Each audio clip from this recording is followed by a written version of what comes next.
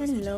അപ്പോൾ നമ്മളിപ്പോൾ ഉള്ളത് ബാംഗ്ലൂരിലെ മേജർ അട്രാക്ഷൻ ആയിട്ടുള്ള ലാൽബാഗ് ബൊട്ടാണിക്കൽ ഗാർഡനിലാണ് കേട്ടോ. അപ്പോൾ കഴിഞ്ഞ സൺഡേ ഞങ്ങൾ രാവിലെ ചർച്ചിലൊക്കെ പോയിട്ട് ഈവനിങ് ആണ് ഞങ്ങൾ ലാൽബാഗിൽ പോയിട്ടുണ്ടായിരുന്നത്. അപ്പോൾ ബാംഗ്ലൂർ വന്നിട്ടുള്ളവർക്ക് ലാൽബാഗ് എന്തായാലും വിസിറ്റ് ചെയ്തിട്ടുണ്ടാവും. ബിക്കോസ് അത്രയ്ക്കും ബ്യൂട്ടിഫുൾ ആയിട്ടുള്ള സ്ഥലമാണ് ലാൽബാഗ് എന്ന് പറയുന്നത്.